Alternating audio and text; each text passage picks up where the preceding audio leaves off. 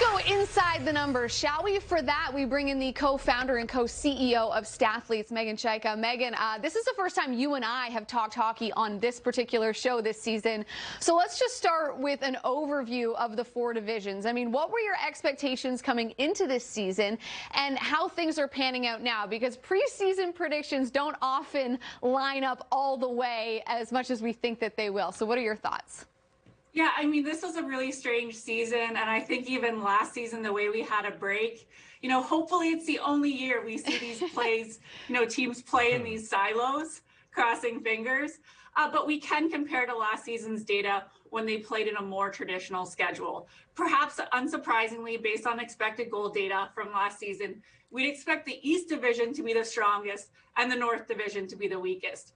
That said, and being from Toronto, to the Leafs' credit, aside from Ottawa, the North grouping has some great firepower, and the Leafs have taken a big step defensively this season.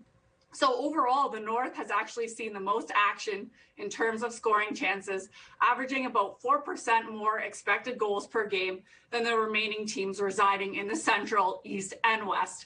And only 4 other teams were outchanced as badly as the Florida Panthers last season. So I did not have this expectation, but this year, in what projects to be the division of death, a very deep and tough division in the East, they have had great goal results, but more importantly, strong underlying scoring chance data to back it up.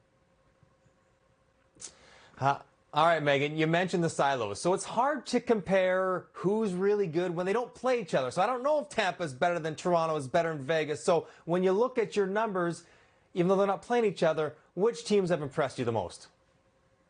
Yeah, I mean, I think going back to that, you have to look at the teams that are leading.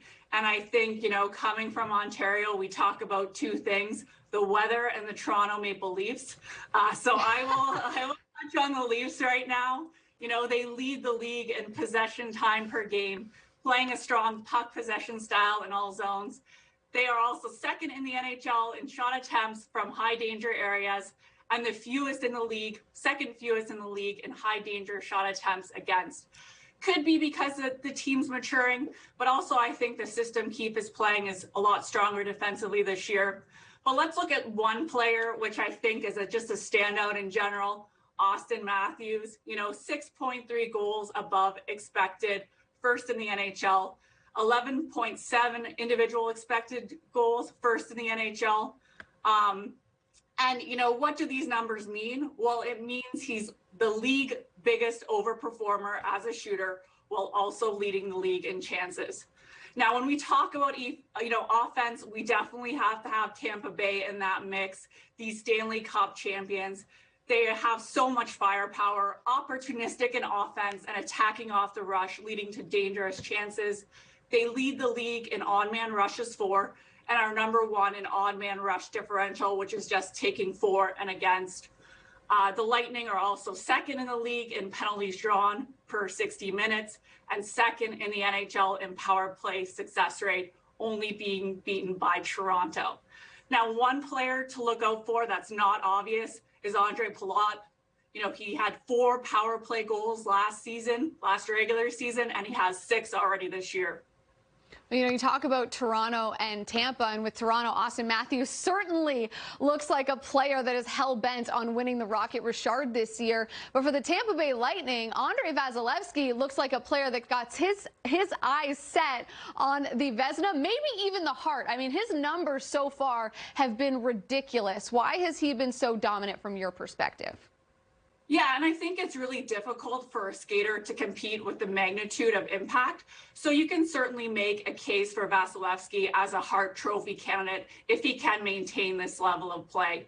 Over the last 4 seasons, he's been virtually impossible to beat when set to shooters, stopping about 95.5% of shots on goals.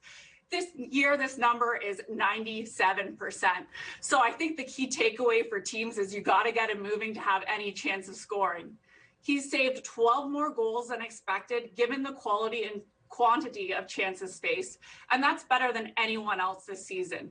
So that works out to about 0.7 goals per start, which is obviously a huge edge to give your team.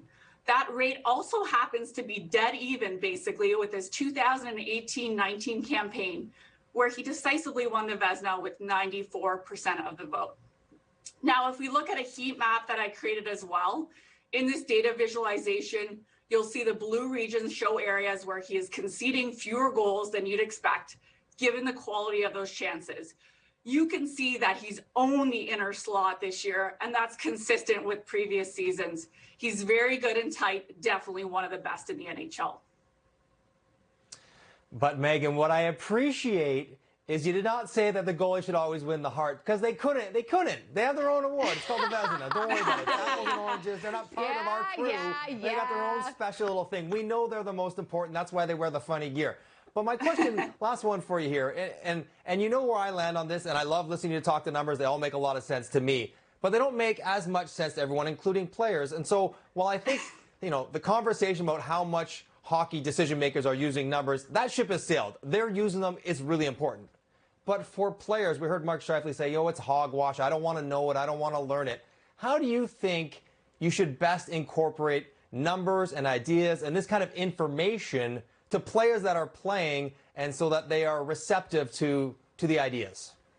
Yeah, it's a great question. I think I have to note that we actually work with some of the best players in the world. So I would say that players aren't receptive is not true. And analytics can be used in a wide variety of ways in player development, and especially bringing it back to tools that players are used to working with. So we're talking about video, we're talking about talking their language, not just talking about statistics. With that said, I would say I would be a very bad NHL player. And I think when Mark Scheifele says, I don't understand, he'd probably be very bad at analytics. So we'll both stick in our own lanes and it'll be all good.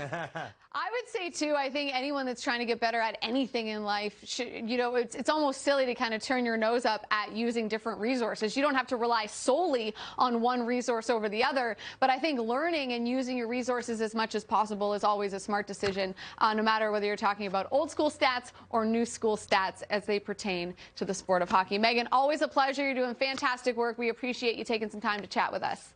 Yeah, thank you as well.